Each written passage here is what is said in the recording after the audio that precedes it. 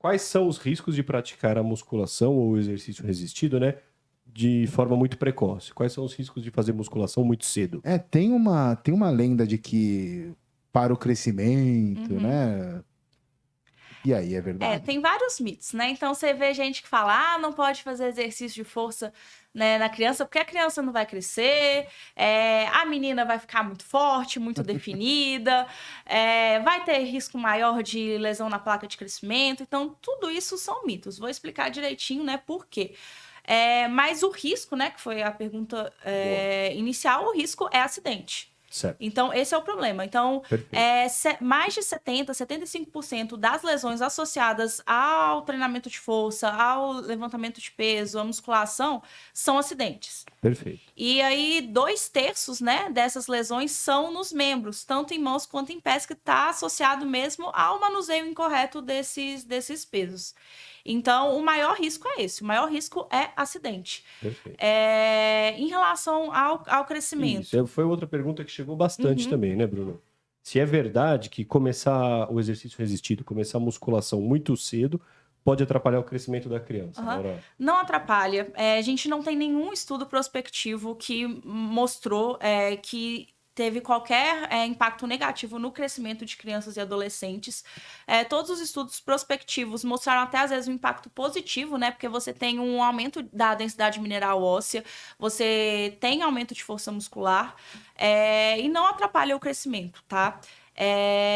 E aí tem algumas lendas, assim, igual às vezes o pessoal coloca ali, o pessoal da ginástica artística fala, olha só, se fizer ginástica artística não vai crescer, vai ficar baixinho.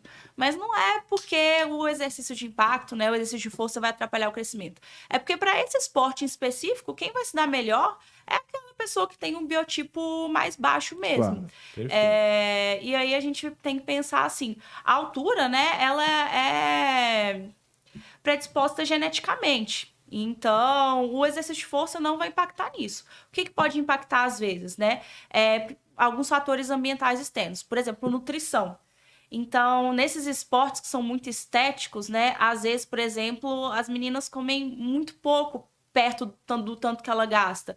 E aí pode entrar, né, numa deficiência de energia, que aí vem aquela questão da tríade da mulher atleta, as meninas não menstruam. E isso sim pode atrapalhar o crescimento, mas é um fator nutricional, não é o exercício de força em si. É nutricional, né? Uhum. Eu sempre achei que fosse excesso de treino que mudava o eixo lá. Cara, hoje é parte de uma coisa maior, né? É parte de um...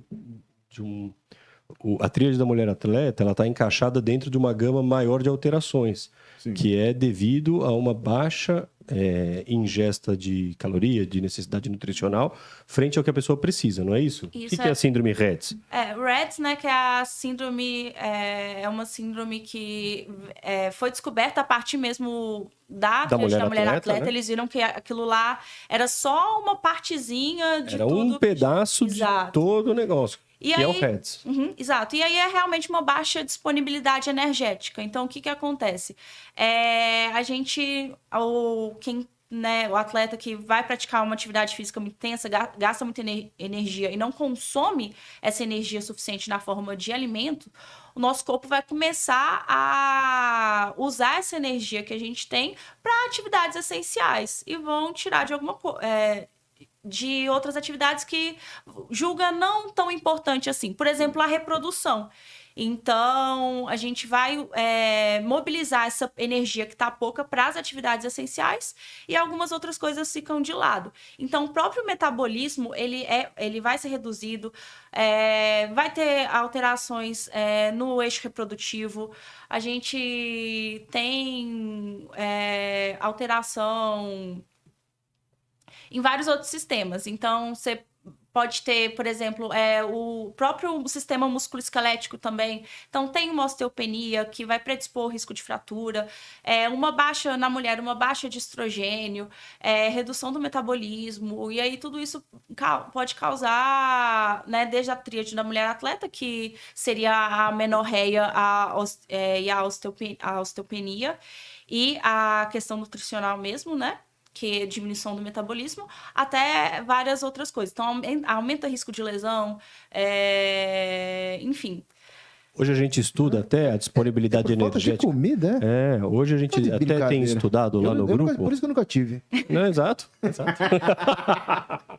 Então, ou seja, a tríade da mulher atleta, ela é só uma pétala dessa rosa negra, que é o Que resto. frasezinha. Não é verdade, Laura? Não, sim. Mas, por exemplo, a gente tem até estudado hoje, Bruno, se a disponibilidade energética do paciente que chega, tipo, um jogador de futebol com LCA rompido, se a disponibilidade energética dele é maior ou suficiente ou insuficiente, porque o cara se predispõe a várias lesões, entendeu? Então, a partir da síndrome da mulher atleta, da tríade da mulher atleta, que se chegou aí nesse diagnóstico que uma disfunção nutricional pode levar a multidisfunções corpóreas. É legal pra caramba.